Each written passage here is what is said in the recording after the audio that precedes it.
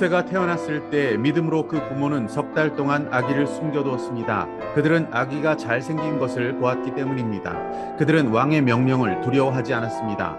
믿음으로 모세는 어른이 되었을 때 바로 왕의 공주의 아들이라 불리기를 거절하였습니다. 오히려 그는 잠시 죄의 향락을 누리는 것보다 하나님의 백성과 함께 학대받는 길을 택하였습니다.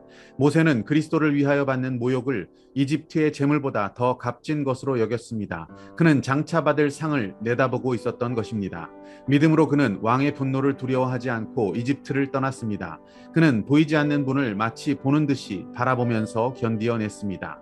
믿음으로 모세는 유월절과 피 뿌리는 의식을 행하여서 모든 맏아들 및 맏배를 멸하는 이가 그들을 건드리지 않게 하였습니다. 믿음으로 이스라엘 사람들은 홍해를 마른 땅을 지나가듯이 건넜습니다. 그러나 이집트 사람들은 그렇게 해보다가 빠져 죽었습니다.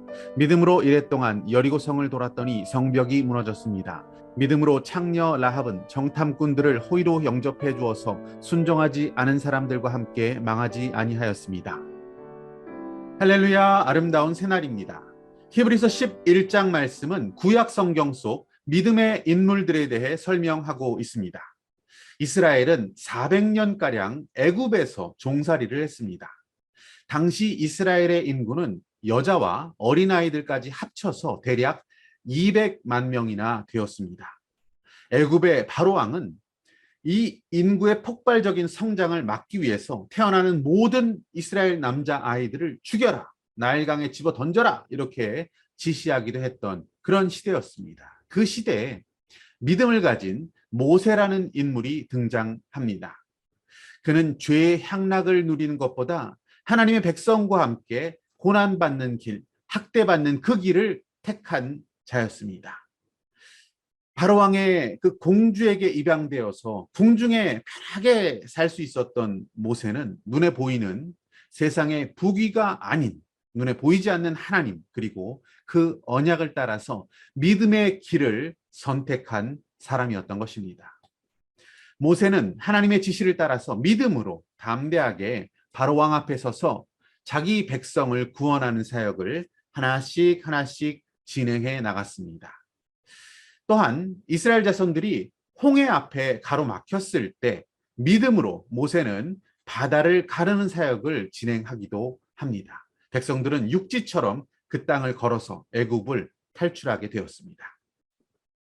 여러분, 이런 모세가 가진 믿음은 과연 어떤 것이었다라고 생각을 하십니까? 우리 믿음의 대상인 구원자 예수님께서는 아직 오시기 이전에 살았던 모세였지만, 모세는 그 첫 번째 유월절 사건, 어린 양의 피가 장자를 구원한, 생명을 구원한 그 사건을 경험하면서 오실 구원자 예수 그리스도, 오실 구원자, 그 이름은 알 수 없지만 메시아의 대속적 죽음을 믿음의 눈으로 바라보았고 그것을 믿는 자였던 것입니다. 이어지고 있는 31절은 라합의 믿음을 설명하고 있습니다. 정탐꾼을 숨겨준다는 것, 이것은 매우 위험천만한 일이었지만 라합은 하나님 편에 섰습니다. 그는 이스라엘의 하나님에 대해서 들은 바가 있었고 여호와 하나님을 믿는 믿음이 있었기에 그 믿음으로 그렇게 할 수 있었습니다. 여러분, 믿음이라는 것이 무엇입니까? 근자감입니까? 근거 없는 자신감입니까? 그것도 아니고, 맹목적이고 무조건적인 것도 아니고, 그저 적극적인 사고방식도 아닙니다. 믿음이라는 것은 언약하시는 하나님, 그리고 그 언약을 이루시는 신실한 하나님의 약속을 믿는 것입니다. 그 약속은 우리의 구원입니다. 그 약속은 예수 그리스도로 이미 다 성취가 되었습니다. 없는 것을 이것은 있는 것이야 라고 상상하면서 믿는 것이 아닙니다.